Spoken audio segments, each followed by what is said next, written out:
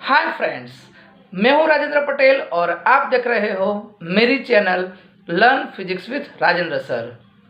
इस चैनल में मैं आपके लिए लाता हूं 11-12 साइंस फिजिक्स रिलेटेड ऐसे वीडियो जो आपको बोर्ड के एग्जाम में as well as JEE NEET के एग्जाम में काफ़ी हेल्पफुल होंगे।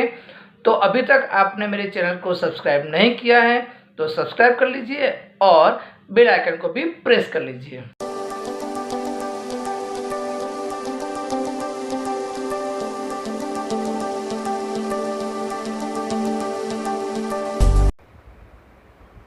हाय स्टूडेंट्स, रे diagram and image formation for spherical mirror के आपको समझने पड़ेंगे थोड़े बहुत रूल्स। तो स्टार्ट करते हैं हम थोड़े बहुत रूल्स से। तो यहाँ पर रूल्स फॉर ड्राइंग रे डायग्राम, अगर हमें रे डायग्राम ड्रॉ करना है तो उसके लिए कौन कौन से रूल्स हैं वो आप समझ लो, तो आपको अच्छी तरीके से रे डायग्राम भी आपको समझ में आ जाएगा। तो उसके लिए आपको लेना पड़ेगा नोटबुक, पेंसिल, वो सब कुछ। और जैसे जैसे मैं आपको बताता हूँ ऐसे ऐसे आप वो नोटबुक में भी ड्रॉ करते रहिए ताकि आपको ऑटोमेटिकली रे डायग्राम कैसे ड्रॉ करना है वो समझ में आ जाएगा। तो हम स्टार्ट करते हैं पहले फर्स्ट रूल से। यहाँ पर आप देखो कि ये जो है वो कॉनकेव मिरर मैंने लिया है। मैं जो रे डायग्राम बताऊँगा वो कॉनकेव मिरर के लिए बताऊँगा। तो यहाँ पर ये कॉनकेव मिरर है, ये प्रिंसिपल एक्सिस है। पहले आप ये ड्रॉ कर दीजिए। उसके बाद क्या करना है, focus and centre of curvature भी ले लीजिए। तो उसके लिए आप एक अच्छा सा स्फीयर ड्रॉ कर सकते हो, उसमें एक टुकड़ा ले लो। तो उसमें से आपको सेंटर ऑफ कर्वेचर और इसका आधा पार्ट दैट मीन्स एफ ये सब कुछ मिल जाएगा। अब आपको क्या करना है कि ये प्रिंसिपल एक्सिस जो लिया उसको पहले अगर हम एक ऐसा रेल जो कि प्रिंसिपल एक्सिस के पैरेलल में है, तो वो अगर प्रिंसिपल एक्सिस के पैरेलल में है तो वो रिफ्लेक्ट होकर कहाँ पे जाएगा, फोकस में से ही पास होगा। तो हमारा पहला रूल ऐसा हुआ कि अगर कोई जो रे है वो प्रिंसिपल एक्सिस के पैरेलल में से पास होता है तो वो रिफ्लेक्ट होकर फोकस में ही जाएगा। ये आपको रूल्स याद रखना है फॉर ड्राइंग रे डायग्राम। अब दूसरे रूल्स की बात करें तो यहाँ पर आप देख सकते हो कि अगर ये जो रे है वो कहाँ पे पास होता है, प्रिंसिपल फोकस में से। तो अगर प्रिंसिपल फोकस में से पास हो रहा है तो रिफ्लेक्ट होकर वो कहाँ पर जाएगा, प्रिंसिपल एक्सिस के पैरेलल में से जाएगा। तो आप दूसरा रूल भी आपको याद रखना है कि अगर ये जो रे है जो फोकस में से पास हो रहा है वो रिफ्लेक्ट होकर, मैं जो रूल बता रहा हूँ कौन से रूल्स है कि रिफ्लेक्ट होकर रे कहाँ पर जाएगा, ये बहुत ही इंपॉर्टेंट है। इसलिए मैं आपको बताता हूँ कि यहाँ पर अगर फोकस में से पास होता है तो वो रिफ्लेक्ट होकर कहाँ से जाएगा, तो प्रिंसिपल एक्सिस के पैरेलल हो जाएगा।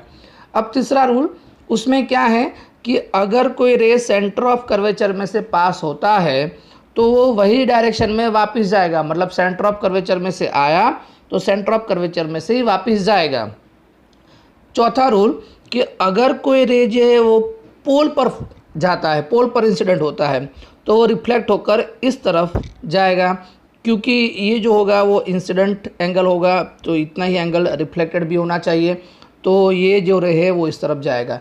ये चार रूल आपको बहुत ही हेल्पफुल होंगे to draw the ray diagram. और इमेज फॉर्मेशन के लिए मैं आपको बता दूं कि हमेशा आपको इमेज कहाँ पर मिलेगी वो अगर फाइंड आउट करना है तो उसके लिए आपको मिनिमम 2 रे लेने पड़े, क्योंकि अगर आप 2 इंसिडेंट रे लेते हो तो रिफ्लेक्ट होकर कहाँ पर जाते हैं, कहाँ पर मीट होते हैं, और जहाँ पर मीट होते हैं वही पॉइंट आपको देगा इमेज, वही पॉइंट पर आपको इमेज मिलेगी, वही पॉइंट होगा इमेज की पोजीशन का। तो आपको रे डायग्राम बनाने के लिए, इमेज फॉर्मेशन के लिए मिनिमम 2 रे लेने पड़ेंगे। अब बात करते हैं रियल एंड वर्चुअल। काफ़ी स्टूडेंट को रियल में और वर्चुअल में बहुत ही प्रॉब्लम होता है। तो मैं आपको बता दूं कि रियल जो है वो इमेज कब मिलेगी, तो जब भी रिफ्लेक्टेड रे जो है वो एक्चुअल में मीट होते हैं। अगर रिफ्लेक्शन के बाद 2 रे जो है वो मिले लेकिन एक्चुअल में मीट हुए तो ऐसे वक्त में हमें रियल इमेज मिलेगी। और अगर 2 रे जो है वो रिफ्लेक्ट होने के बाद एक्चुअल में मिट नहीं होते हैं, दूर भागते जाते हैं, तो उनको मिट करवाने के लिए हमें पीछे एक्सटेंड करना पड़ता है। तो उस वक्त जो इमेज मिलती है वो क्या मिलेगी, वर्चुअल। अब इन्वर्टेड और इरेक्ट की बात कर देते हैं। तो अगर ऑब्जेक्ट सीधा है और इमेज जो है वो सीधी मिलती है तो उस वक्त क्या होगा, इरेक्ट इमेज होगी। अगर ऑब्जेक्ट सीधा है और इमेज जो है वो उल्टी है तो उस वक्त हम क्या बोलेंगे, इन्वर्टेड। जनरली रियल के साथ हमेशा इन्वर्टेड ही होता है, तो नेचर हमेशा कैसा होगा, रियल एंड इन्वर्टेड। और दूसरी बात कि वर्चुअल के साथ इरेक्ट ही होता है, तो नेचर कैसा होगा, वर्चुअल एंड इरेक्ट। क्लियर। तो ये बातें आपको समझ में आ गई होगी। अब हम स्टार्ट करते हैं different object position of concave mirror. तो स्टार्टिंग करते हैं पहले कॉनकेव मिरर से। तो कॉनकेव मिरर में पहले हम रखते हैं ऑब्जेक्ट को इन्फिनिटी पर। क्लियर। ऑब्जेक्ट को इन्फिनिटी पर रखते हैं तो इसका इमेज कहाँ पर मिलेगा, उसका रे डायग्राम कैसे बनाए, उसकी बात करते हैं। तो यहाँ पर देखो आप कि मैंने ऑब्जेक्ट को इन्फिनिटी पर रखा है, वहाँ से दो रे लिए हैं। मैंने आपको पहले ही बताया कि इमेज फॉर्मेशन के लिए दो रे जो है वो बहुत ही इंपॉर्टेंट है। तो यहाँ पर एक रे जो होगा वो ऑब्वियसली के इन्फिनिटी पर है तो प्रिंसिपल एक्सिस के पैरेलल में जाएगा। यहाँ पर दूसरा जो रे है वो भी प्रिंसिपल एक्सिस के पैरेलल में है। तो पहला रूल्स कौन था कि प्रिंसिपल एक्सिस के पैरेलल में है तो वो फोकस में से पास होगा। तो यहाँ पर भी फोकस में से पास हो रहा है।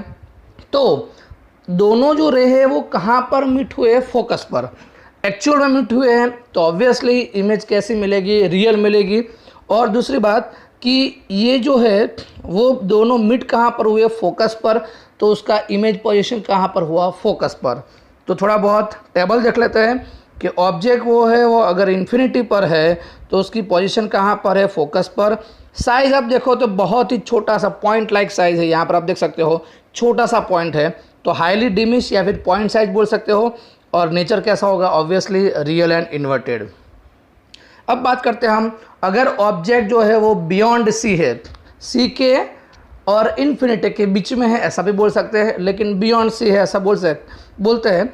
तो आप देखो कि रे डायग्राम मैंने बनाया है आपको ड्रॉ करने के लिए। मैं इसमें समझाऊँ आपको, पहले आपको ये प्रिंसिपल एक्सिस ड्रॉ कर दिया, सी ले लिया, एफ ले लिया, यहाँ पर ऑब्जेक्ट रखा कहाँ पर, बियॉन्ड सी पर। आपको दो रे लेना है, कौन कौन से समझो। पहले ये ले लिया मैंने एक तो प्रिंसिपल एक्सिस के पैरेलल में, क्योंकि पहला रूल जो मैंने आपको बताया वो प्रिंसिपल एक्सिस के पैरेलल वाला था। तो अगर प्रिंसिपल एक्सिस के पैरेलल में से जाता है तो रिफ्लेक्ट होकर वो कहाँ पे पास होगा, फोकस में से। तो यहाँ पर फोकस में से पास हुआ। आप ऐसे ड्रॉ कर सकते हो, पेंसिल और नोटबुक पास में रखना और पोज करके आप ड्रॉ कर सकते हो। दूसरा जो है मैंने कहाँ पे लिया है, सेंटर ऑफ कर्वेचर में से। तो सेंटर ऑफ कर्वेचर में से अगर रे लेते हो तो रिफ्लेक्ट होकर कहाँ पे जाएगा, वो सेंटर ऑफ कर्वेचर में से ही जाएगा। तो ये रिफ्लेक्शन हुआ, ये रिफ्लेक्शन हुआ, दोनों मिट हुए इस पॉइंट पर, तो यहाँ पर क्या मिलेगा, इमेज मिलेगी। अब आप देख सकते हो कि एक्चुअल में मिट होता है तो इमेज कैसी मिलेगी, रियल। और देखो आप यहाँ पर इमेज जो है वो उल्टी मिल रही है, मतलब इन्वर्टेड। तो नेचर कैसा होगा, रियल एंड इन्वर्टेड। पोजीशन कहाँ पे मिलती है आप देख सकते हो, ये सी एफ उस दोनों के बीच में है, तो पोजीशन कहाँ पर होगी, बिटवीन सी एंड एफ। और साइज जो है वो थोड़ा बहुत डिमिश है। क्लियर। तो टेबल देख लेते हैं, बियॉन्ड सी, तो पोजीशन कहाँ पर होगी, between F and C. Size जो होगा वो डिमिश एंड नेचर जो होगा वो कैसा है, real and inverted. Then object at C, अगर सी पर रखते हो तो यहाँ पर देखो मैंने ऑब्जेक्ट, ऊपर का जो है ऑब्जेक्ट है, ए बी जो लिखा है वो ऑब्जेक्ट है। ऑब्जेक्ट को मैंने रखा है सी पर, तो उसमें से भी हम दो रे लेंगे। एक लिया मैंने प्रिंसिपल एक्सिस के पैरेलल में, ऑब्वियसली वो रिफ्लेक्ट होकर कहाँ से पास होगा, एफ में से। और दूसरा लिया यहाँ पर, दूसरा कैसे लिया है, फोकस में से लिया है। तो फोकस में से लिया है, तीसरा जो रूल था वो फोकस में से लेते हो तो कहाँ से होगा, वो प्रिंसिपल एक्सिस के पैरेलल में हो जाएगा। तो आप देख सकते हो कि ये रिफ्लेक्टेड रे है, ये भी रिफ्लेक्टेड रे है, दोनों मिट हुए इस पॉइंट पर, तो यहाँ पर क्या मिलेगा, इमेज। तो आप देख सकते हो कि ए डैश बी डैश जो है वो क्या है, इमेज। अब देखो कि इमेज जो है वो कहाँ पर मिली, सी पर। तो पोजीशन ऑफ इमेज कहाँ पर होगी, सी पर। उल्टी है मतलब इन्वर्टेड, एक्चुअल में मिट हो रहे हैं मतलब रियल। तो नेचर कैसा हो जाएगा, रियल एंड इन्वर्टेड। देन आप देख सकते हो कि साइज़ के बारे में देखो तो ऑब्जेक्ट की जितनी साइज़ है उतनी ही इमेज की साइज़ है, तो सेम साइज़ ऑफ ऑब्जेक्ट। तो टेबल देख लेते हैं एक बार। एट सी अगर पोजीशन है ऑब्जेक्ट की तो पोजीशन ऑफ इमेज भी सी पर ही होगा, सेम साइज़, और नेचर कैसा होगा, रियल एंड इन्वर्टेड। अब आगे की बात करें हम तो object is placed between C and F. तो अगर सी एंड एफ के बीच में रखते हो ऑब्जेक्ट को, यहाँ पर देखो आप, ये ऑब्जेक्ट है, कहाँ पर रखा है मैंने, सी एंड एफ के बीच में, तो उसके लिए हम क्या लेंगे, एक तो प्रिंसिपल एक्सिस के पहले में रे ले लिया, तो रिफ्लेक्ट होकर वो कहाँ पे जाएगा, फोकस में से पास होगा, और दूसरा जो होगा वो मैंने कहाँ पे लिया है, ये सी में से लिया है। तो अब देखो कि सी में से निकला तो वापस सी में से ही जाएगा, तो ये रिफ्लेक्टेड रे, ये रिफ्लेक्टेड रे दोनों मिट हुए यहाँ पर। तो इस पॉइंट पर हमें क्या मिला, इमेज। यहाँ पर एक्चुअल में मिट होते हैं मतलब रियल, उल्टा मिल रहा है मतलब इन्वर्टेड। और अब पोजीशन देखो तो कहाँ पर है, बियॉन्ड सी है। तो अब और साइज़ देखो थोड़ा बहुत ज़्यादा है उसका साइज़। तो पोजीशन ऑफ द ऑब्जेक्ट कहाँ पर है, between C and F. Image कहाँ पर मिली, beyond C. Size of the image तो एनलार्ज बोल सकते हो आप। एंड नेचर कौन सा होगा, रियल एंड इन्वर्टेड। अब बात करते हैं, अगर ऑब्जेक्ट जो है वो एफ पर है, अगर ऑब्जेक्ट मैंने एफ पर रखा है तो भी हम रे डायग्राम के लिए वही रूल्स यूज़ करेंगे। एक तो प्रिंसिपल एक्सिस के पहले में रे लिया तो वो रिफ्लेक्ट होकर कहाँ पे जाएगा, फोकस में से जाएगा। और दूसरा सेंटर ऑफ कर्वेचर में से पास हुआ तो रिफ्लेक्ट होकर वहीं से जाएगा। तो आप देख सकते हो कि ये जो दोनों रे है वो पैरेलल में जाते हैं, मतलब इन्फिनिटी पर मिलेंगे ऐसा हम बोल सकते हैं। क्लियर। तो इमेज जो है वो कहाँ पर मिलेगी, इन्फिनिटी पर मिलेगी। इसका टेबल देख लेते हैं। तो अगर position of the object F पर है तो इमेज कहाँ पर मिलेगी, इन्फिनिटी पर मिलेगी। साइज होगी वो हाईली एनलार्ज होगा, और नेचर जो होगा वो कौन सा होगा, रियल एंड इन्वर्टेड।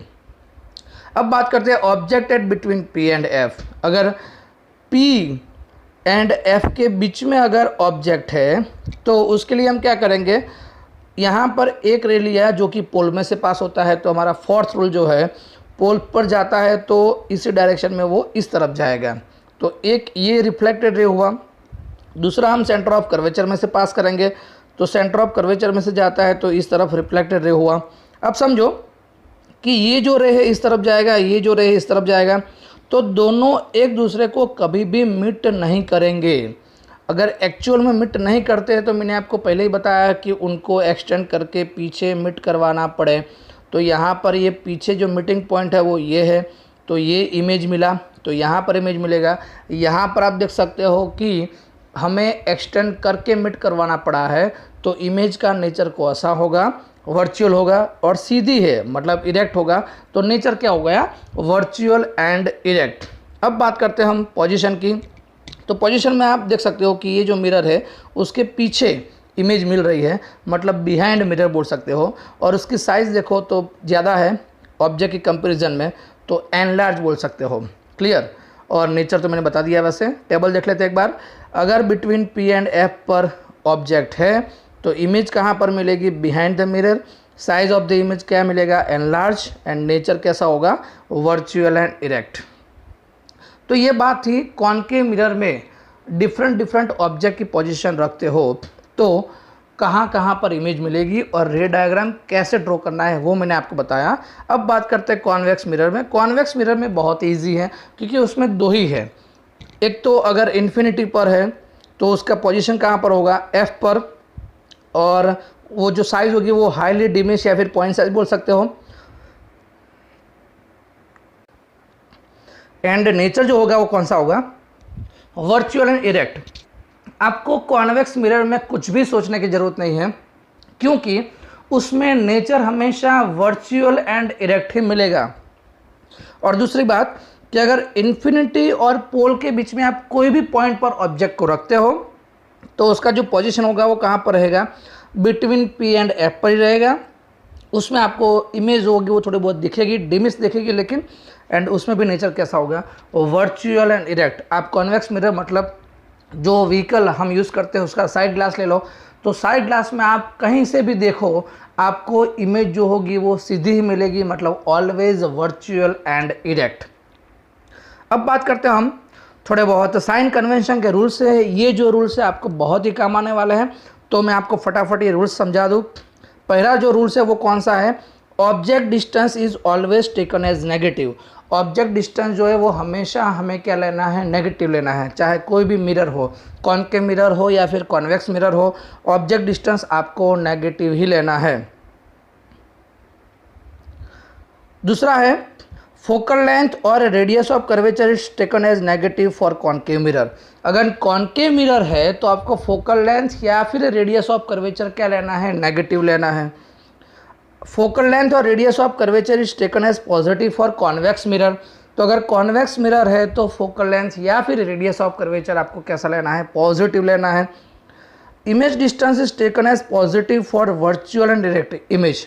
यहाँ पर एक ध्यान से समझो कि जब भी मिरर की बात करते हैं हम, चाहे कॉन्केव मिरर हो या फिर कॉन्वेक्स मिरर हो, उसमें अगर इमेज रियल एंड इन्वर्टेड मिलती है, आपने अभी तक मैंने जितने भी रे डायग्राम आपको बताए उस पर आप देख सकते हो कि अगर इमेज जो है वो रियल एंड इन्वर्टेड है तब आपको कहाँ पर मिलेगा, पोल से लेफ्ट साइड मिलती है। और पोल से लेफ्ट साइड मिलता है मतलब हम उसको नेगेटिव लेंगे। मैं आपको बता दूं कि पोल से लेफ्ट साइड जितने भी टर्म आते हैं, चाहे फोकल लेंथ हो, चाहे रेडियस ऑफ कर्वेचर हो, चाहे ऑब्जेक्ट डिस्टेंस हो, चाहे इमेज डिस्टेंस हो, ये सारे टर्म हमें नेगेटिव लेना है। और पोल से अगर राइट साइड आते हैं तो हमें क्या लेना है, पॉजिटिव। क्लियर। तो यहाँ पर आप देख सकते हो कि आपने अभी तक जितने भी रे डायग्राम मैंने बताया आपको उसमें देखना है कि रियल एंड इन्वर्टेड वाले कॉन्सेप्ट में आप देख सकते हो कि इमेज कहाँ पर होगी, पोल से लेफ्ट साइड में है। और पोल से लेफ्ट साइड में है मतलब हम इमेज डिस्टेंस क्या लेंगे, नेगेटिव। इसलिए मैंने यहाँ पर लिखा है। और अगर पोल से राइट साइड है तो हम क्या लेंगे, पॉजिटिव। तो आप देख सकते हो कि image distance is taken as positive for virtual and erect image. Last concept मैंने बताया था, पोल एंड एफ के बीच में अगर ऑब्जेक्ट को रखते हैं तब क्या मिलता था, वर्चुअल एंड इरेक्ट इमेज मिल रही थी। तो उसमें इमेज कहाँ पर थी, राइट साइड थी, और उस वक्त हम इमेज डिस्टेंस क्या लेंगे, पॉजिटिव। और लास्ट में image distance is taken as negative for real and inverted image. तो अगर रियल एंड इन्वर्टेड इमेज मिलती है तो वो कहाँ पर मिलेगी, ऑब्वियसली आपने अभी तक जो रे डायग्राम देखे उसमें देख सकते हो आप कहाँ पर मिलती थी, पोल से लेफ्ट साइड। और पोल से लेफ्ट साइड मतलब हमें क्या लेना है, नेगेटिव।